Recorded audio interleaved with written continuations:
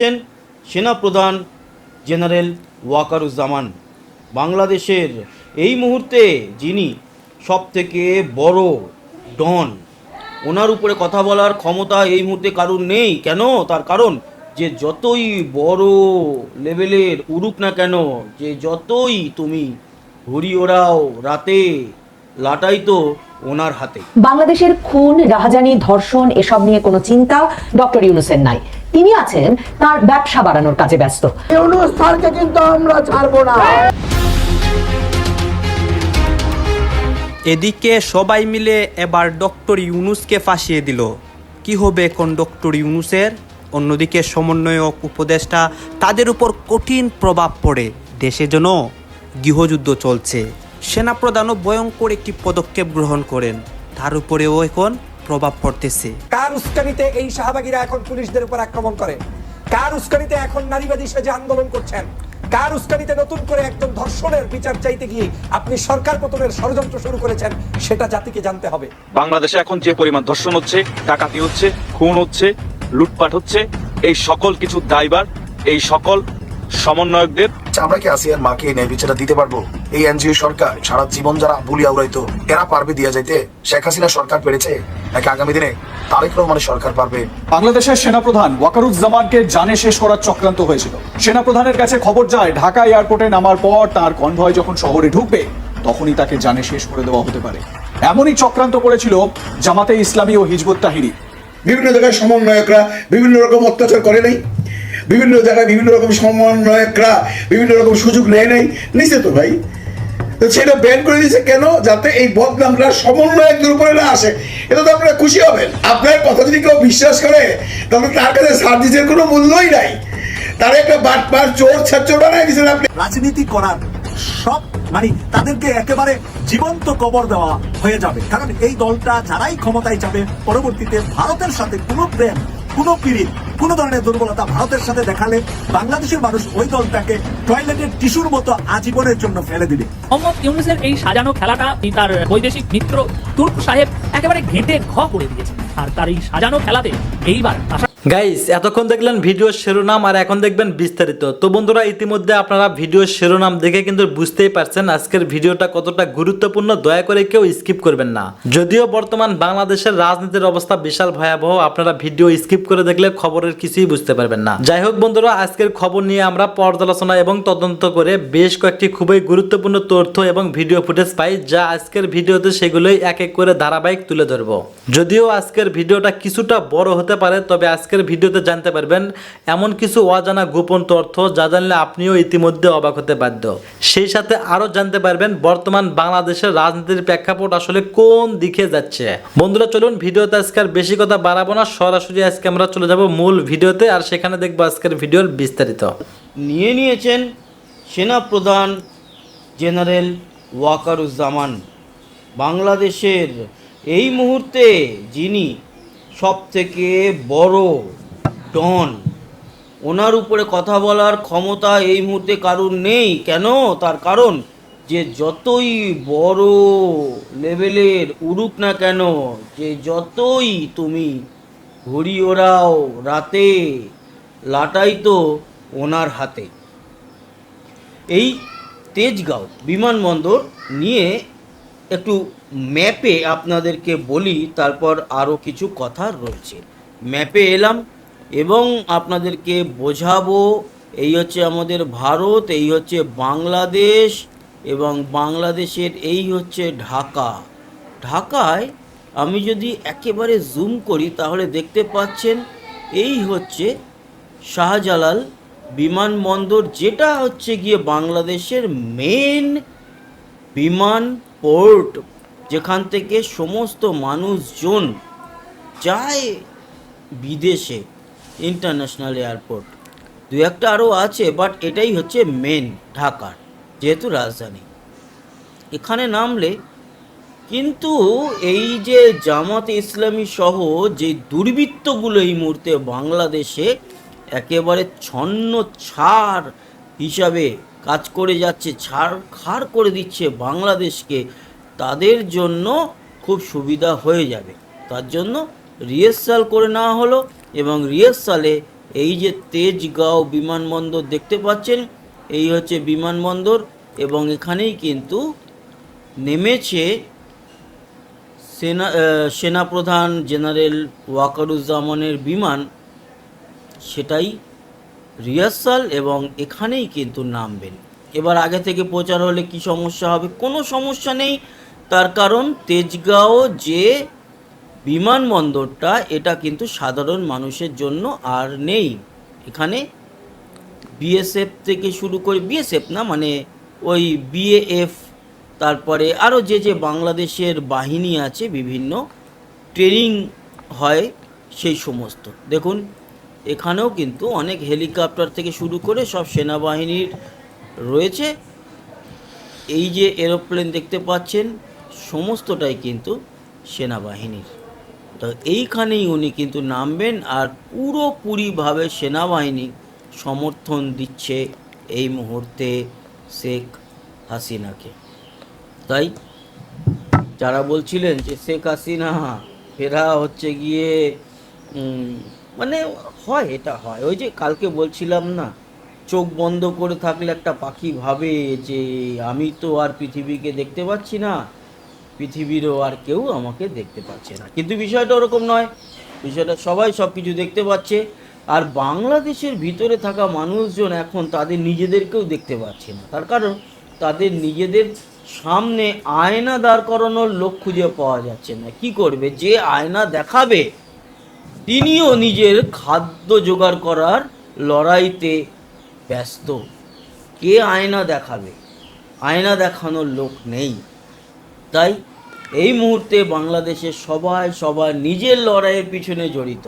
হ্যাঁ, কিছু তো মানুষ থাকছেই যারা মোহাম্মদ ইউনূস এবং এই যে ছাত্র সমন্বয়ক, যদিও ওই যে সমন্বয়ক, বৈষম্য বিরোধী, এগুলো এখন সব গালাগালি বা খিস্তির মতো একটি ভাষা হয়ে দাঁড়িয়ে গেছে। নাহিদ ইসলামও বলেছে যে এখন আর এই যে বৈষম্য বিরোধী এবং সমন্বয়ক, এই বিষয়গুলো নিয়ে যারা নিজেদের পরিচয় দেবে সেগুলোই কিন্তু এখন ব্যর্থ পরিচয়। এই ব্যর্থ পরিচয়ের সামনে দাঁড়িয়ে বাংলাদেশের মানুষরা এখন নিজেরাই ব্যর্থতার সম্মুখীন, সব দিক থেকে ব্যর্থ হচ্ছে, সব দিক থেকে যেদিক থেকে তারা এগোচ্ছে সব দিক থেকে ব্যর্থ হতে এই 8-9 মাসে এমন জায়গায় পৌঁছেছে যে সেনাপ্রধানকে বলতে হচ্ছে এনাফ ইজ এনাফ। এনাফের বাইরে আসতে হবে।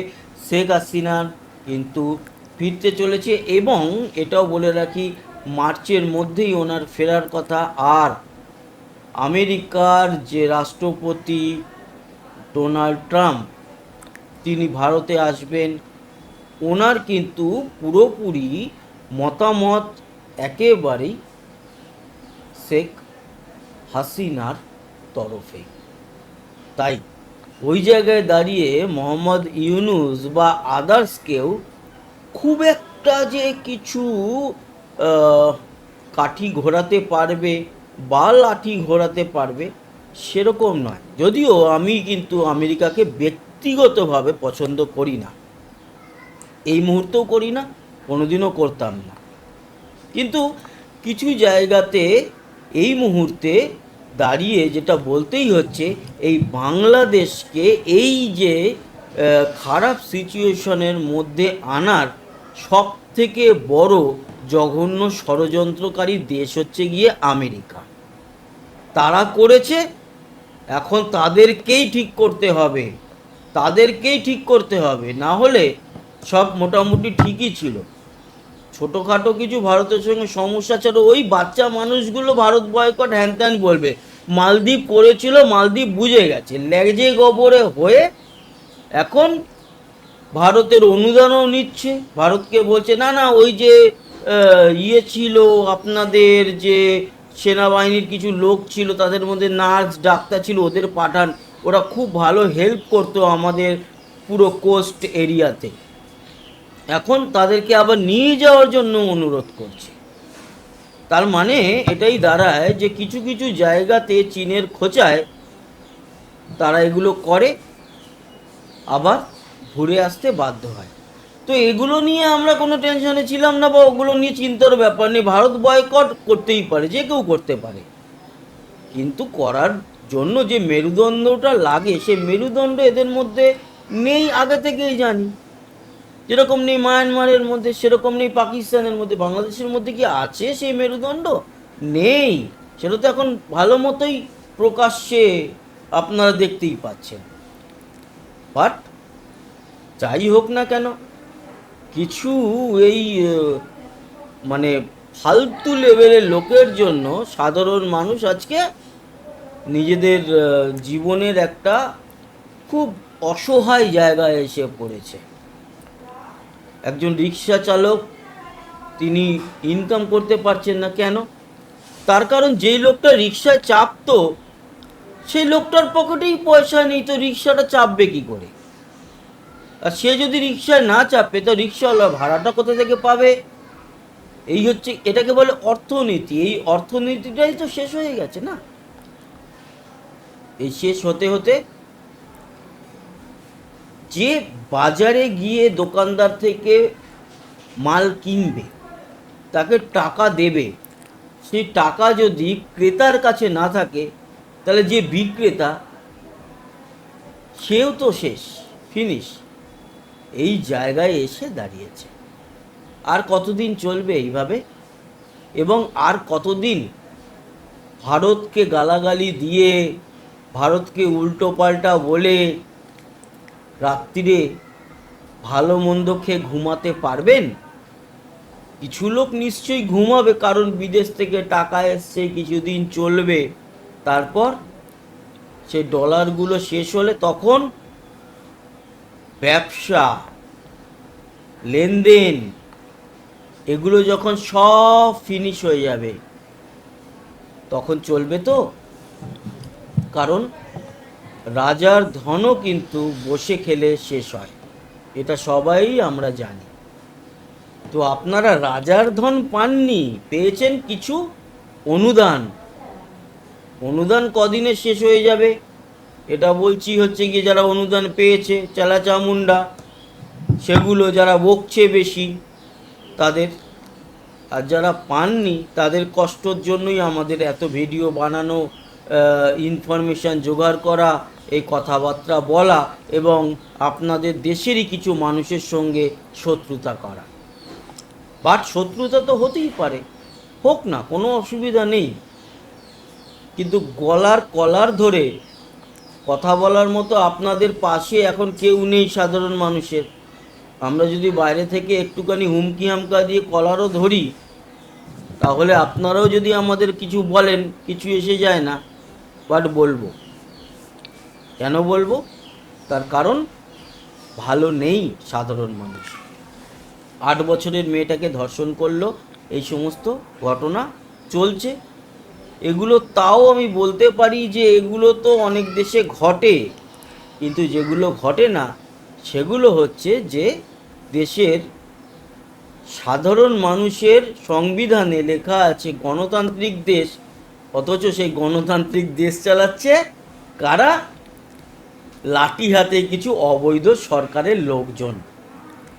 দারুণ লাগছে না আপনাদের? স্বাধীন বাংলাদেশে এনজয় করুন, আনন্দ করুন, এবং সবাইকে বলুন যে আমরা এই বাংলাদেশ চেয়েছিলাম, আমরা এই বাংলাদেশে ভালো আছি। ভালো থাকুন, কোনো অসুবিধা নেই। আপনি ভালো থাকলে আমিও ভালো থাকবো। কিন্তু বুকে হাত দিয়ে যখন সকালে ঘুম থেকে উঠবেন, সেদিন সকালবেলায় ভাববেন একবার, সাধারণ মানুষকে বলছে এই কথা, দালালগুলোকে না। সাধারণ মানুষরা বুকে হাত দিয়ে সকালবেলায় বলবেন যে আজকে সারা দিনে আমি কোথায় যাব, কোথা থেকে ইনকাম করব, সারাদিন কি খাবো, বউ বাচ্চা নিয়ে ফ্যামিলি কি করে চালাবো, আর আগামী ভবিষ্যৎ আমার কি। তাই আগামী ভবিষ্যৎ ঠিক করার জন্য শেখ হাসিনাকে ফিরতে হবে বাংলাদেশে অ্যাটলিস্ট। তারপর আপনাদের যদি পছন্দ না হয় কোনো অসুবিধা নেই, আপনারা গণতান্ত্রিক ভোটের মাধ্যমে ওনাকে হারিয়ে আপনাদের যাকে পছন্দ নিয়ে আসুন, কিন্তু অবৈধ সরকার নয়। অবৈধ সরকারকে আনলে সব কিছুই অবৈধ হয়ে যায়। কেন? তার কারণ হচ্ছে আপনার কানের গোড়ায় মেরে, আপনার কলার ধরে, আপনার জমি বাড়ি কেড়ে, আপনার ঘরে ঢুকে ডাকাতি করে সব কিছু কেড়ে নিয়ে গেলেও আপনি কিছু বলতে পারবেন না। কেন? তার কারণ সরকার যে চালাচ্ছে সেই তো অবৈধ। আর যারা অবৈধ কাজ করবে তারা তো এই অবৈধ সরকারের লোকজন। বরঞ্চ এই মুহূর্তে বাংলাদেশে ওরা নিজেদের বৈধ মনে করছে আর বাংলাদেশের সাধারণ মানুষকেই অবৈধ মনে করছে। তাই অবৈধদেরকে হাঁটান, চিন্তা ভাবনা করুন। আর ঠান্ডা মাথায় থাকার ব্যাপার নেই, ওরকম জ্ঞান দিতে যাব না যে শান্ত থাকুন, এই করুন ওই করুন। চিন্তা করুন যে আগামী কয়েকদিন পরের মধ্যেই আপনাদের বিরাট লড়াই এবং আপনাদের রাস্তায় আবার নামতে হবে, বাট এবার রিভার্স খেলার জন্য। যা হয়েছিল সেই ভুলের সংশোধন করার জন্য। তেজগাঁও বিমানবন্দরে শেখ হাসিনাকে রিসিভ করার জন্য। বলছিলাম, সারা দেশে ধর্ষণ কাণ্ড যেভাবে বাড়ছে, গতকালকেও আজকেও ধর্ষণের বহু খবর গণমাধ্যমে এসেছে এবং আজকে ছাত্ররা এর প্রতিবাদে যখন মিছিল করলো তখন হোটেল ইন্টারকন্টিনেন্টালের সামনে যে পুলিশ ব্যারিকেড, ছাত্ররা প্রধান উপদেষ্টার বাসভবনের দিকে যেতে চাইছিল, সেখানে তাদেরকে আটকে দেয়া হলো। সেখানে পুলিশের সঙ্গে তুমুল সংঘর্ষ হলো এবং পুলিশ চড়াও হলো। বিশেষ করে একজনের মারমুখী ভাব এতটাই দৃশ্যমান হয়েছে, সাদা পোশাকে তিনি, মাথায় যদি পুলিশের ক্যাপ না থাকতো এবং হাতে যদি ওয়্যারলেস না থাকতো তাহলে বোঝার কোনো কারণই ছিল না যে তিনি পুলিশ সদস্য। এই ছবিগুলো আপনারা দেখে নিতে পারেন যে কিভাবে একজন নারীর উপরে, বিশেষ করে একজন নারীর উপরে, একটা ছেলের উপরেও আক্রমণ করেছে, একজন নারীর চুল ধরে ঘুষি মেরে কি অবস্থা করছে। পুলিশ সদস্যকেও আমরা আহত হতে দেখেছি এবং একজন পুলিশ সদস্যের বেশ অসহায়ের চেহারা আমরা সামাজিক যোগাযোগ মাধ্যমে দেখেছি, তাকে আহত করা হয়েছে। দুই পক্ষই আহত হয়েছে, কিন্তু প্রশ্ন হচ্ছে যে এখন তো শেখ হাসিনা নেই, শেখ হাসিনার পুলিশও নেই, তাহলে পুলিশ কেন ছাত্রদের উপরে চড়াও হলো? আর ছাত্ররা পুলিশের উপরে কেন চড়াও হলো? এখন তো শেখ হাসিনার পুলিশ নেই যে শেখ হাসিনার পুলিশের উপরে চড়াও হতে হবে। তো এই ছাত্ররা কারা? এই ছাত্ররা কি তাহলে ছাত্রলীগের লোকজন এসে মিছিল করেছে? মানে ছাত্রলীগেরই একমাত্র দায় ধর্ষণ বিরোধী মিছিল করা, সাধারণ ছাত্রদের কোনো দায় নেই? ব্যাপারগুলো একটু গোলমাল থাকে। ব্যাপারগুলো যখন গোলমাল থাকে তখন অনেক প্রশ্নই আসে।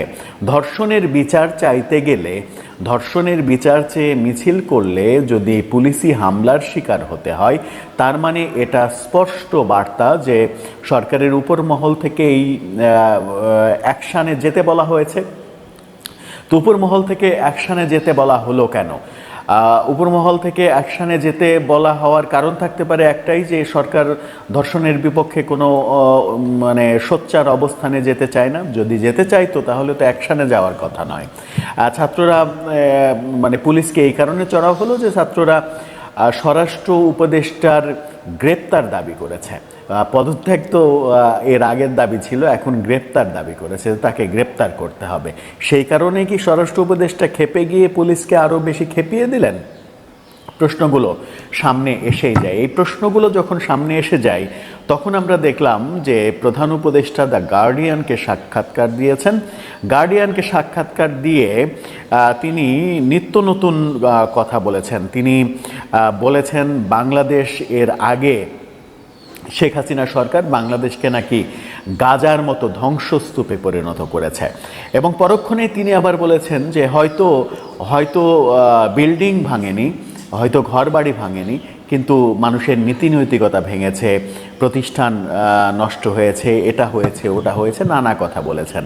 গাজার সঙ্গে যখন তুলনা করা হয় তখন আমার মনে হয় যে প্রধান উপদেষ্টাকে একটু চেয়ে দেখবেন যে 5 আগস্টের পরে যে ঘটনাগুলো হয়েছে সেটাই বরং গাজার মতো ধ্বংসস্তূপ বানিয়ে ফেলা হয়েছে বাংলাদেশকে। বাড়িঘর জ্বালিয়ে দেয়া,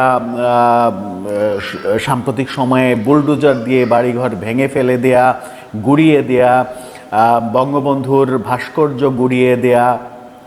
গতকালকে আমরা দেখেছি মুক্তিযুদ্ধ জাদুঘরে আগুন।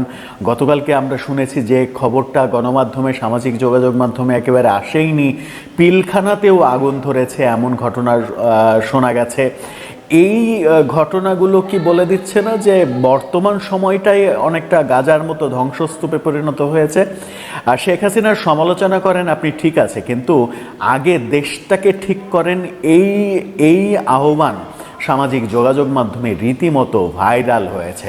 যে আপনি সেই অনেকে বলছেন যে মুরব্বী আপনি সমালোচনা করেন, ঠিক আছে, অন্যের সমালোচনা করেন, সবই ঠিক আছে, সবই মেনে এনে যায়, কিন্তু আগে দেশটাকে ঠিক করেন। ওই জন্যই অনেকে ওই হুজুরের ওই কথা বলছেন যে মুরব্বি উহু উহু।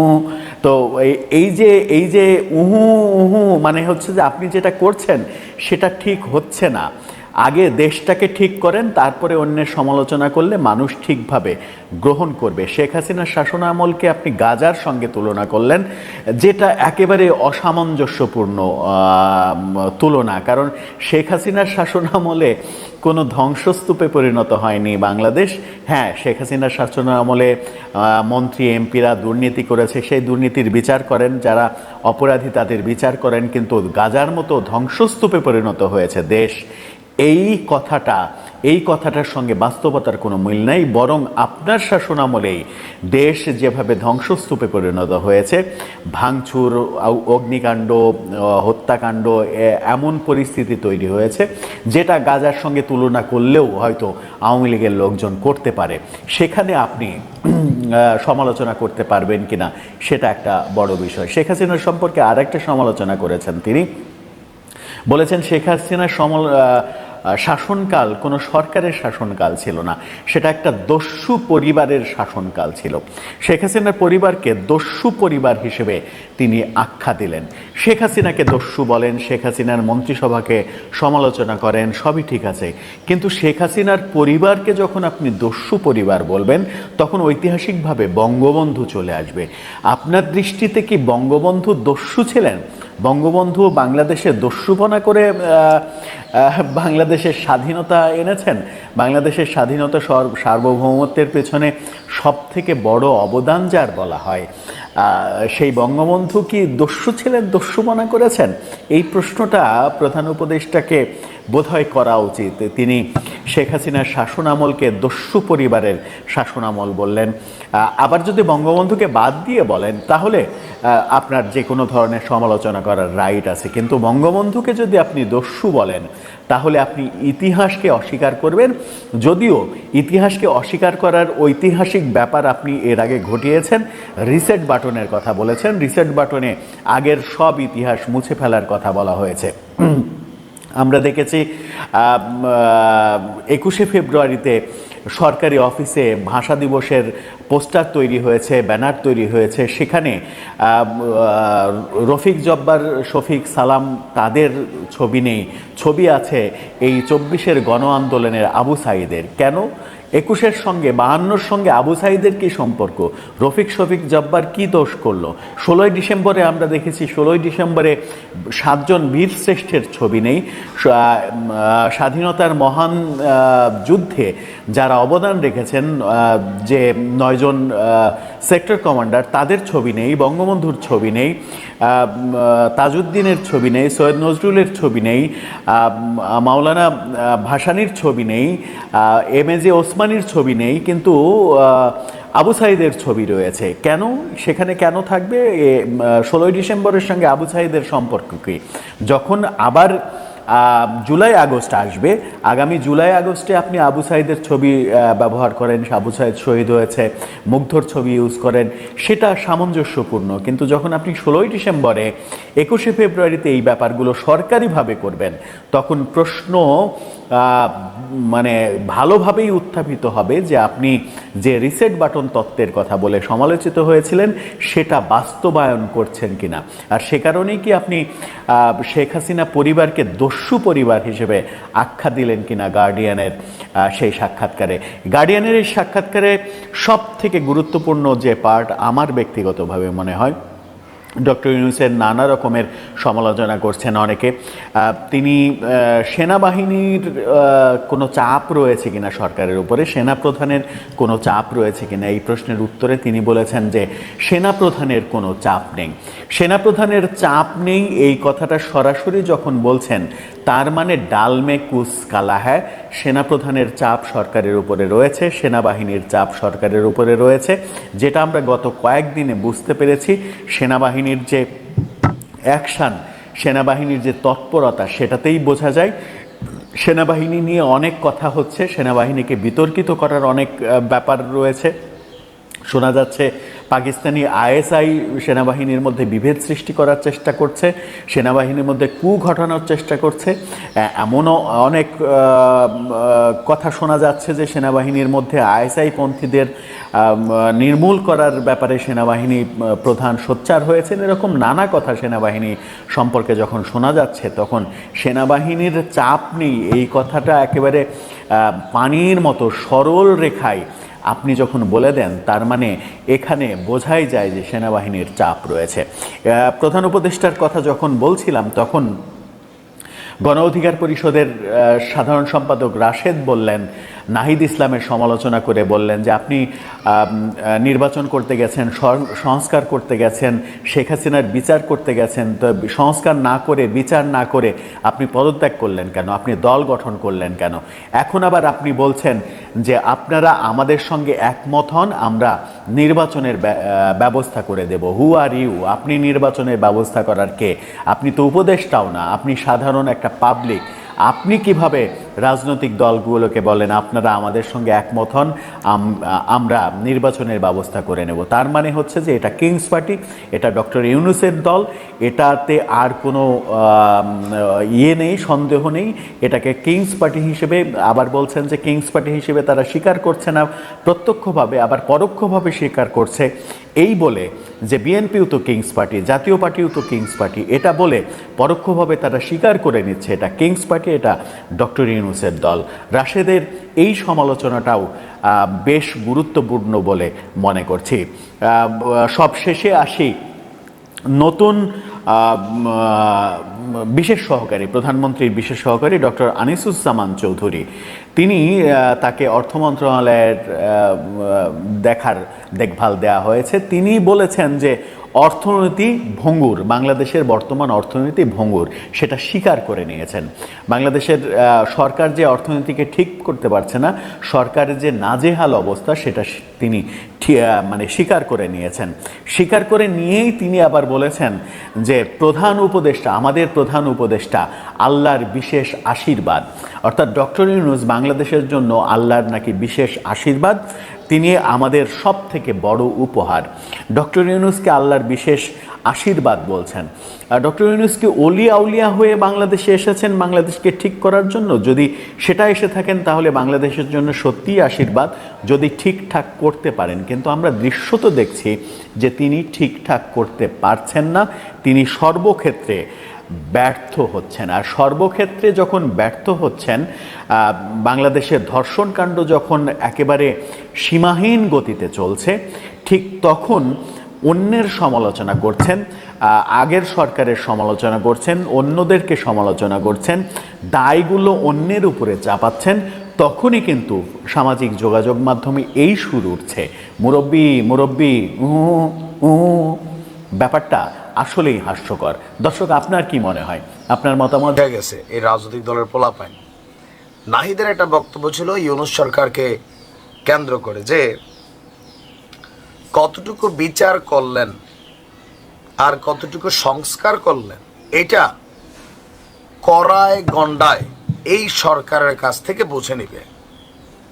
মাত্র 6 দিন বা 2 সপ্তাহ হয়েছে না, 28 তারিখ তিনি রিজাইন করে আসছেন। তো আপনি যে ক্ষমতায় ছিলেন, সংস্কারের কাজ বা বিচারের কাজ কতদূর করে আসলেন? আবার তিনি হুঁশিয়ারি দিচ্ছেন কাদের? তার 2 বন্ধুই তো এখন ক্ষমতায়, ডক্টর ইউনূসের সরকারই তো ক্ষমতায়। তিনি বলছেন যখন শপথ নেওয়া হয়েছিল তখন জাতির কাছে একটা কমিটমেন্ট ছিল এই অন্তর্বর্তী সরকারের, আর এই সরকার যদি সেই কমিটমেন্টকে ফুলফিল করতে না পারে, শপথ নেওয়ার যে কমিটমেন্ট ছিল, তাহলে এর হিসাব কড়ায় গন্ডায় এই সরকারকে দিতে হবে। জনগণকে সাথে নিয়ে তারা এটা মানে দেখতে চাইবে। আর নির্বাচন ইস্যুতে বিএনপি বলছে যে ছাত্রদের যে রাজনীতিটা, এটা হচ্ছে নির্বাচন পেছানোর রাজনীতি, কারণ তারা নির্বাচন এখন পক্ষে না। এটা বাস্তব। নতুন দল নিবন্ধন হয় নাই, মার্কা পায় নাই, জনগণ চিনে না, এলাকায় গ্রহণযোগ্যতা নাই। সো একটা দলকে এস্টাবলিশ করতে, ক্ষমতায় যাওয়ার জন্য একটা লম্বা চূড়া রাস্তা কিন্তু পাড়ি দিতে হয়। বাট ধরতক্তা মার পেরেক, আমি এলাম আতকা মারে কয় ভাত খা, এই স্টাইলে ক্ষমতায় যাওয়ার জন্য এই যে সময়টা মাত্র মাঝখানে আছে, আর ধরেন 6 মাস। যদি ডিসেম্বরে নির্বাচন হয়, অক্টোবরে তফসিল হয়ে যাবে, তাহলে কয় মাস আছে? 6 মাস। এই সময়ের মধ্যে দল গোছানো সহ A to Z কাজটা বড়ই ক্রিটিক্যাল। সো তারা চাইবে স্বাভাবিকভাবে সংস্কারের নামে হোক, আওয়ামী লীগের বিচারের নামে হোক, এটা পেছানোর জন্য। তো আওয়ামী লীগকে নিষিদ্ধ করা, আওয়ামী লীগের রাজনীতি পুনর্বাসন করা, দল হিসেবে আওয়ামী লীগকে ব্যান করা, এইটাই ইউনূস সরকার করবে না। লেখা রাখেন, আজকে বলে দিয়ে গেলাম, আমরা বুঝি। কিন্তু নির্বাচন ইস্যুতে সময় কালক্ষেপণ করা, এটা পলিটিক্যাল স্ট্যান্ডে তাদের জায়গায় তারা সঠিক। তবে তারা বলছে বিএনপিকে যে আমরা নির্বাচন পেছানোর রাজনীতি করি না, বিচার এবং সংস্কারটা একটা লেভেলে চলে আসুক, আমরা নির্বাচনের জন্য আপনাদেরকে সহযোগিতা করব। তো নির্বাচনের জন্য আমার মনে হয় না যে ছাত্রদের সহযোগিতাটা মাঠ পর্যায়ে, ভোটার পর্যায়ে দরকার আছে। ওইটা বিএনপি বড় দল, তারা তাদের মতন করে নিতে পারবে। বাট এই যে নাহিদ ইসলামরা 6-7 মাস ক্ষমতায় থাকলেন, আইসা বা সরকারকে একটা হুঁশিয়ারি দিচ্ছেন বা এক ধরনের হুমকি দিচ্ছেন, কড়াই গন্ডায় জবাব নেবেন। তো সরকারের মেয়াদের তো আপনিও 1/3 ছিলেন, তা আপনি আইসা কি কড়াই গন্ডায় হিসাব দিচ্ছেন? বরঞ্চ এমন অনেক কাজ করছেন, সাংবাদিকদের কার্ডটার বিভিন্ন ইস্যুতে বাংলাদেশের ইতিহাসে যেটা ঘটে নাই, এগুলোর জবাব দিয়ে হয়তো একসময় আসবে। এখন আসিফরা কি করছে, মাহফুজরা কি করছে সেটা আমরা জানি না, বাট আমরাও কিন্তু। ধন্যবাদ প্রিয় দর্শক শ্রোতা, আমাদের ফুল ভিডিওটি দেখার জন্য আপনাকে জানাই আমাদের চ্যানেলের পক্ষ থেকে লাল গোলাপের শুভেচ্ছা এবং ভালোবাসা।